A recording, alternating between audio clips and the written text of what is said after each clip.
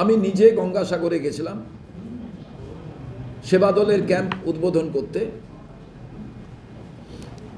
সেখানে যে ব্যবস্থা ছিল আমার মনে হয়েছিল সরকার যথেষ্ট তৎপর, যে ভিড় ছিল, যে ব্যবস্থা ছিল। আমি মনে করেছিলাম আমরা বিরোধিতা করলেও, অনেক জিনিস রাজ্য সরকার খারাপ করলেও, গঙ্গাসাগরের যে পুরো ম্যানেজমেন্ট ব্যবস্থাটা সেটা একটু বৈজ্ঞানিক পদ্ধতি, একটু আধুনিকতার বিষয় সহকারে ছিল, যেটা আমি তার আগে আরজি করের ইনসিডেন্টে আমার মনে হয়েছিল রাজ্য সরকার পুরো মাত্রায় ফেল করেছে। গঙ্গাসাগরে সেটা আমার মনে হয়, কিন্তু মহাকুম্ভে কয়েকদিন যাওয়ার পর আমার মনে হয়েছে মহাকুম্ভটা পুরো মাত্রায় রাজ্য সরকার ফেল করে গিয়েছে। যোগী আদিত্যনাথ পুরো ফেল করেছে। তার কারণ এই মহাকুম্ভকে সামনে রেখে, ঠিক অযোধ্যার রাম মন্দিরকে সামনে রেখে যেমন নির্বাচনের বৈতরণী পার করতে চেয়েছিলেন, যে একেবারে বিপুল সংখ্যায় আমরা আসব, সংবিধান বদলে দেব, যে সংবিধান ওই বিতর্কিত জমিতে রামলালাকে প্রতিষ্ঠা করার জন্য রায় দিয়েছিল, অর্থাৎ ওই মোটা বইটাকে নষ্ট করে দিতে হবে। কিন্তু অযোধ্যাবাসী ওখান থেকে তারা প্রত্যাখ্যান করেছিলেন। ঠিক একই ধাঁচে আমরা দেখলাম ইভেন্ট ম্যানেজমেন্টের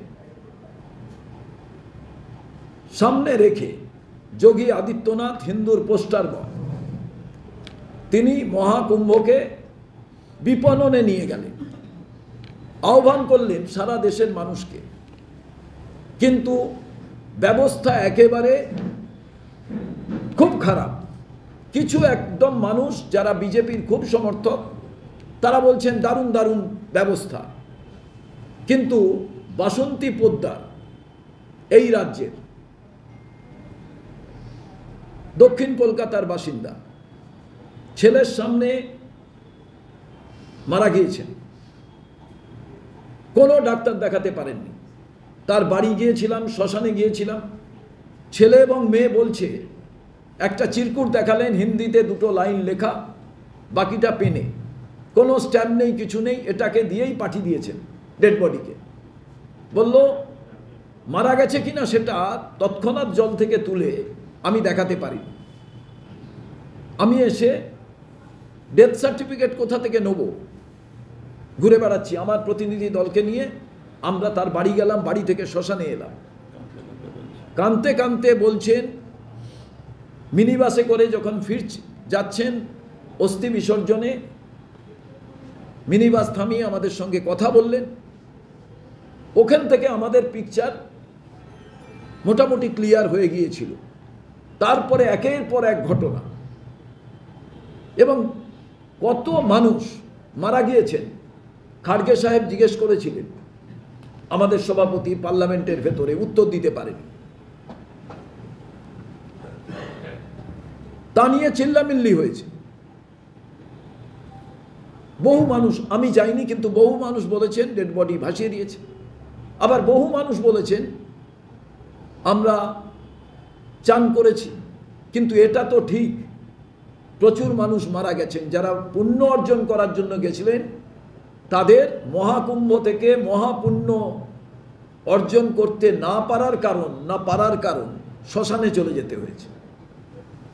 তো মহাকুম্ভ থেকে শ্মশান যাত্রা, এটা সরকারের একবারে মনে হলো না। উত্তরপ্রদেশ থেকে ভারতবর্ষের প্রধানমন্ত্রী, তিনি নির্বাচিত, ওখানকার সাংসদ, আপনি কোটি কোটি মানুষ ডেকে নি, উদ্দীপনা সাধারণ মানুষের। এখানেও গঙ্গায় বহু মানুষ চান করেন, তো কুম্ভতে চান করতে যাবেন, এটাই তো স্বাভাবিক। কিন্তু আমি মনে করি পুরো একেবারে অপদার্থ পরিচালক মণ্ডলী, পুরো সরকার এবং এই ঘটনায় যোগী আদিত্যনাথকে তো বরখাস্ত করা দরকার ছিল, অ্যারেস্ট করা দরকার ছিল। নির্বাচনে প্রচার করছেন আর ওখানে বাংলার মানুষ মারা যাচ্ছে। এরপরেও যদি নেতারা না বলেন, না নামেন, আর মমতা বন্দ্যোপাধ্যায়কে বলবো ওখানে তো চিল্লিয়ে লাভ নেই। সরস্বতী পুজো রাম রহিম করে। আশুতোষ কলেজের নিচে আমার এক মুসলিম ভাই ছাত্র পরিষদের দীর্ঘদিন ধরে সরস্বতী পুজো করে, নাম তার রহমান, খোঁজ নিয়ে দেখুন। কি এমন ঘটলো? সরস্বতী পুজোর এই অব্যবস্থা তৈরি হলো কেন? অ্যাডমিনিস্ট্রেশনের হাতে পাওয়ার ছিল না? এই সামান্য ব্যাপারটাকে কন্ট্রোল করতে পারতো না? জেনে বুঝে বিজেপি যেটায় অস্ত্র পেয়ে যাবে সেটা বিজেপির হাতে তুলে দাও, যেটা নিয়ে বিজেপি চেল্লাতে পারে, যেটা নিয়ে বিজেপি মার্কেটিং করতে পারে। অর্থাৎ বাইনারি পলিটিক্স তৈরি করো, তুমি আছো আমি আছি, বাকিরা আর কেউ নেই।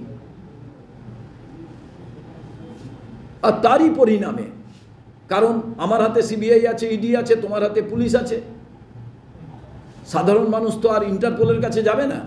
অতএব আমরা দুজনে মিলে ঝুলি করে নিই, বাকি সব ঠিক আছে। তারই পরিণাম আজকে বিধানসভায় বসে থাকা। অতএব আপনি যে প্রশ্ন করলেন মমতা বন্দ্যোপাধ্যায় মহাকুম্ভ নিয়ে, মহাকুম্ভ তো এখন বিধানসভার ভেতর হয়ে গেছে।